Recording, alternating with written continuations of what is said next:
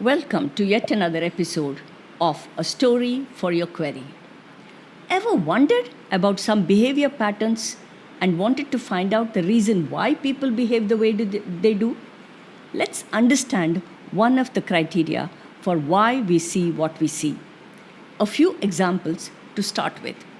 Your school going kid comes home after a test and mom asks, "How did it go?" "Oh, it went very well. It was very easy." But when the scores are released, you find the scores are poor. Performance appraisal time. A few of the team members rate themselves high, whilst they are below average. These low performers are unable to recognize the skill and competence level of other people, which is a part of the reason why they consistently view themselves as better, more capable, and more knowledgeable than others. The Dunning and Kruger effect can have a profound impact on what people believe, the decisions they make, and the actions they take. In one study, women performed equally to men on a science quiz, and yet they underestimated their performance because they believed they had less scientific reasoning ability than men. These women are more likely to refuse to enter a science competition. Another major factor that can contribute to the effect include the use of heuristics. A heuristic is a mental shortcut that allows people to solve problems and make judgments quickly and efficiently. In order to cope with the tremendous amount of information we encounter and to speed up the decision making process, the brain relies on mental strategies to simplify things. Whilst heuristics are helpful in many situations, they can also lead to cognitive biases. Because people use mental shortcuts to classify and categorize people, they often overlook the more relevant information and create stereotyped categorizations that are not in tune with reality. Let's look at some examples of cognitive biases. A sweet older woman might remind you of your grandmother, so you might immediately assume that she's kind, gentle, and trustworthy. An example of representative heuristic. People are more likely to see decisions as having benefits when they're in the positive mood. Negative emotions, on the other hand, influence negatively. An example of affect heuristic.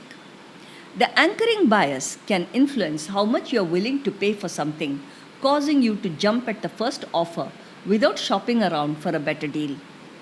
People have a tendency to seek information that confirms their existing beliefs. Unfortunately, this type of bias can prevent us from looking at the situations objectively. It can also influence the decisions that we make and lead to poor or faulty choices. This is referred to as confirmation bias. Confirmation bias has important implications in the real world, including medicine, law, and interpersonal relationships. Doctors have a preliminary hunch regarding diagnosis of a medical condition early in the treatment process. This hunch can interfere with considering information leading to correct diagnosis. Patients are more likely to agree with the diagnosis that supports their preferred outcome than otherwise. Both these affect the diagnosis and the prognosis. In the context of law, judges and jurors sometimes form an opinion about a defendant's guilt or innocence before all the evidence is known. Once the opinion is formed, new information obtained during a trial is likely to be processed according to the confirmation bias, which may lead to unjust verdicts. Consider the following hypothetical situation. Jane is a manager of a local coffee shop. She is a firm believer in the motto, hard work equals success. The coffee shop, however, has seen a slump in sales for the past few months. Because of her belief in the effectiveness of hard work as a means to success, she concludes that it is because her staff is not working hard enough. That makes sense, as she did recently catch several employees taking extended lunch breaks. Jane consequently decides to extend the store's business hours and threatens to dismiss any employee she sees slacking. Despite these efforts, coffee sales do not improve, and the shop is now spending more on employee wages. She decides to take an expert opinion and realizes that poor location of the shop is the cause for the sales slump. Jane's belief that hard work leads to success led her to driving the employees hard. So, what can you do to gain a more realistic assessment of your own abilities in a particular area if you're not sure you can trust your own self assessment? Keep learning and practicing. Instead of assuming that you know all there is to know about a subject, keep digging deeper.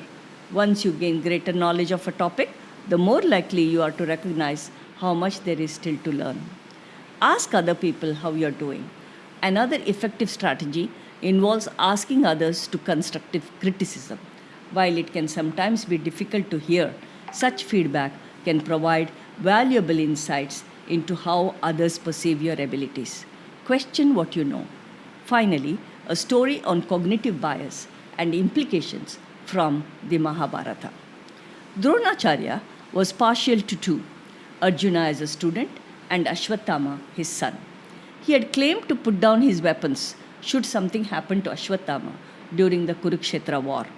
Knowing that it would be impossible to defeat an armed Drona, Krishna suggested the Pandavas to plan to disarm their teacher during the 14th day of the Kurukshetra war. His idea was that Bhima had to kill an elephant named Ashwatthama. After killing the elephant, this announcement had to be made in such a way that Drona would believe that his son is no more and he would lay down his weapons, thus saving the Pandavas. Yudhishthira was chosen to do this task. He was to announce Ashwatthama the elephant is dead.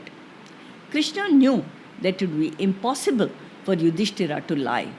Everybody in both Pandava and Kaurava camp knew that Yudhishthira followed Dharma, and that is the very reason he was referred to as Dharmaraya. While Yudhishthira made the announcement, under Krishna's instructions, the warriors blew trumpets and conches, raising a tumultuous noise in such a way that Dronacharya only heard that Ashwatthama was no more and could not hear the latter part of Yudhishthira's announcement.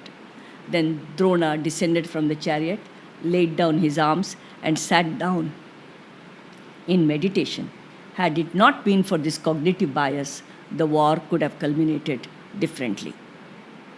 Any questions that you may have could be addressed to yourquerymystory@gmail.com.